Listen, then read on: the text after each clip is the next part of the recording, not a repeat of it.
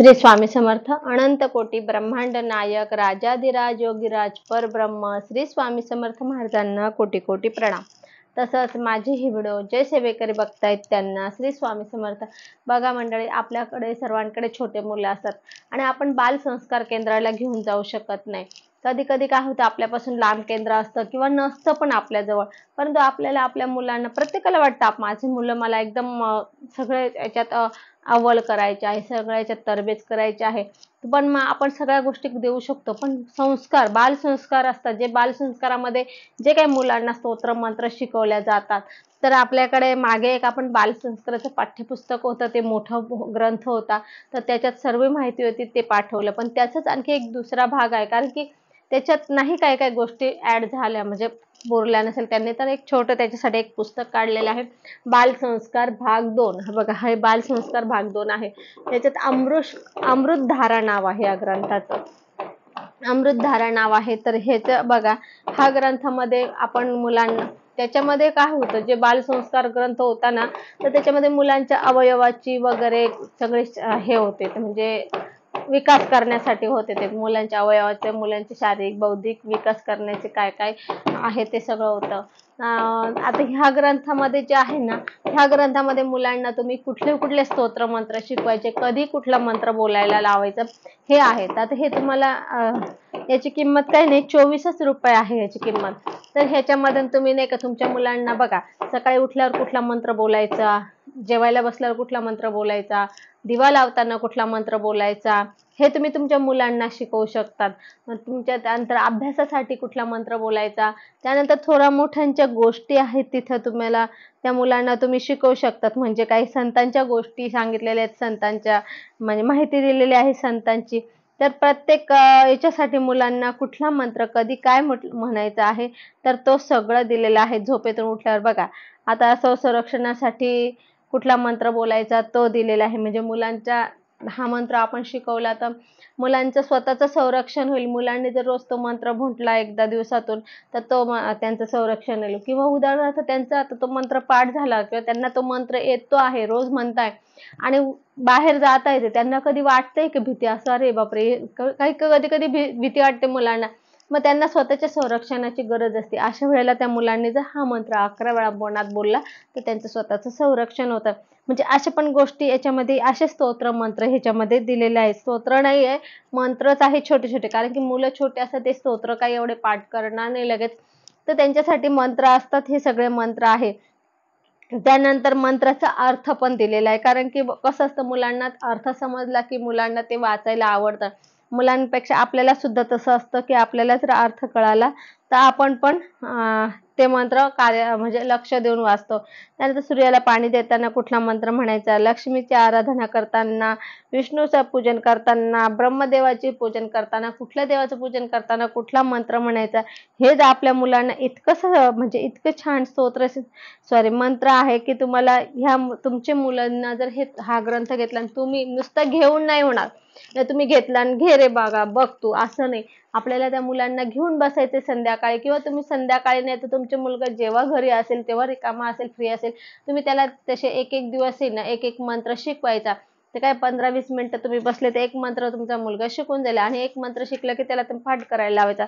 असं करत तुम्ही त्यांना मंत्र शिकून द्या, प्रत्येक वेळा कुठला मंत्र बोलायचा। आता हे तुम्हीच, आणि हे बरोबर आपल्याला सुद्धा खूप गरजेचं, कारण की आपल्याला सुद्धा एवढे मंत्र माहिती नाही सगळ्या गोष्टीचे।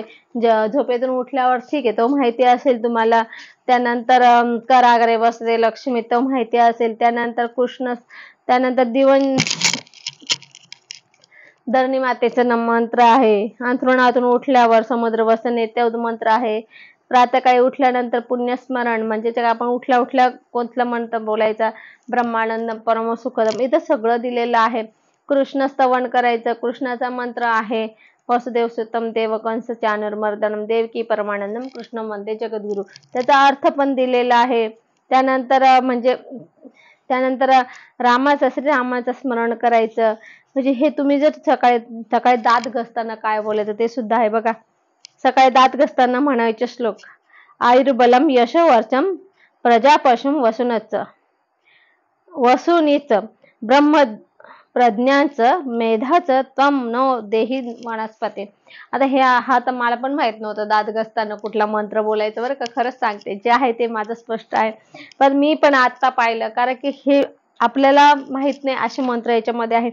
आणि हे आपण आपल्या मुलांना शिकवले. तुम्ही जर हे मंत्र शिकवले तर तुम्हाला कुठल्याही प्रकारचे तुमच्या मुलांना म्हणजे व्यसन असेल, मोठे झाल्यावर त्यांना कुठल्याही प्रकारचे काही अडचणी येणार नाही. कारण की लहानपणी तुम्ही त्या मुलांना सगळे स्तोत्र मंत्र म्हणायला शिकवणार आणि तो बरोबर हळूहळू ते धार्मिक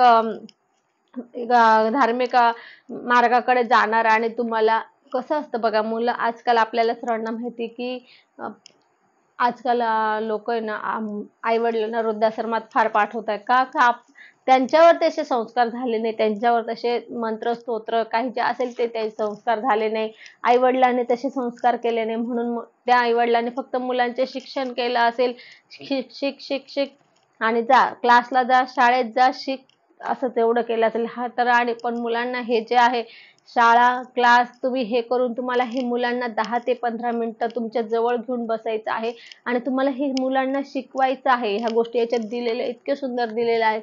ह्या गोष्टी तुम्हाला शिकवायचे. जेव्हा तुम्ही तुमच्या मुलांना ह्या गोष्टी शिकवाल ना लहानपणी, तर तुम्हाला कधीही म्हणजे तुम्ही मोठे झाले ना, तुम्हाला कधीही तुमची मुलं अनाथ आश्रममध्ये पाठवणार नाही किंवा तुमचे मुलं असे तुम्हाला म्हणता ना टाकून बोलणार नाही, तुमची हाल सुद्धा करणार नाही. तुमची मुलं तुम्हाला अतिशय चांगल्या पद्धतीने सांभाळतील मोठे झाल्यावर किंवा तुम्ही म्हातारे झाल्यावर. का की तुम्ही त्यांच्यावर लहानपणापासून संस्कार चांगले घडवले ना.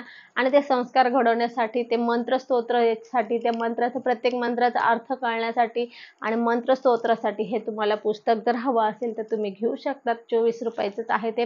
असं काही म्हणजे विकण्यासाठी म्हणून मी हे करत नाही हे पुस्तकाचं.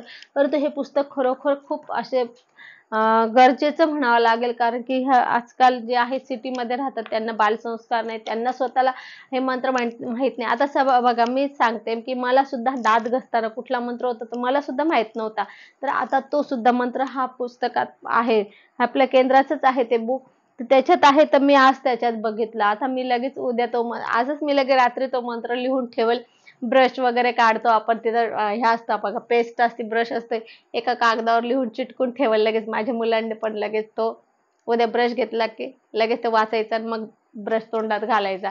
असंच करते. आता मी अंघोळीचा मंत्र होता तर मी काय केलं, एका कागदावर लिहून घेतला, बाथरूम मध्ये चिटकून दिला. मुलांनी, माझे मिस्टर, आम्ही अंघोळ केले की लगेच तो म्हणजे अंघोळ करताना तो समोर दिसेल असं वाचून वाचून सगळं पाठ होऊन गेला.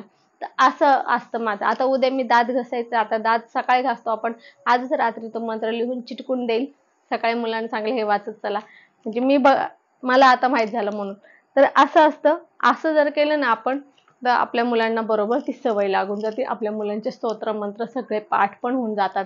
आणि त्याच्याबरोबर मग आपण त्यांना थोडंसं त्याचा अर्थ याच्यात दिलेलाच आहे, अर्थ ह्या ग्रंथामध्ये. आपण त्यांना थोडंसं त्याचा अर्थ पण सांगायचा, म्हणजे अर्थ सांगितला की त्या मुलांना ते जरा त्याचं महत्त्व पण कळतं, म्हणून ते सांगायचं. त्यानंतर बघा, खूप काही मंत्र आहे याच्यामध्ये. आता तुम्हाला तेवढे सगळे मंत्र पण मी एवढे तुम्हाला सांगू शकत नाही, कारण की खूप सारे मंत्र आहे. संतांचे कहाणी पण आहे. प्रत्येक संतांचे कुठले म्हणजे जन्म त्यांचा कसा झाला, त्यांनी काय कार्य केले, हे पण त्याच्यामध्ये दिलेलं आहे.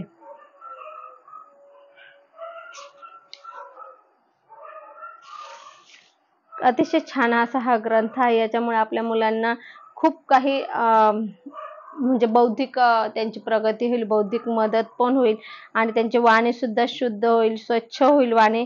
हे सगळं आपण जर आपल्या मुलांना रोजच्या थोडे थोडे 2-2, 3-3 मंत्र शिकवले ना आपल्या मुलांना, आणि त्याचा अर्थ पण सांगितला ना आपण आपल्या मुलांना 2-2, 3-3 मंत्राचा, तरी पण होऊन जाईल. आता सुट्ट्या आहेत तर सुट्ट्यामध्ये मुलांना तुम्ही जास्त शिकवू पण शकतात, कारण की मुलं जास्त वेळ आपल्या बरोबरच असतात आणि शाळा सुरू झाल्यावर कसं मुलं जास्त वेळ शाळेत आणि क्लासमध्ये असतात. त्यामुळे आपण हा ग्रंथ जर हवा असेल तर आपण नक्की घ्या. खूप उपयोगी ग्रंथ आहे हा.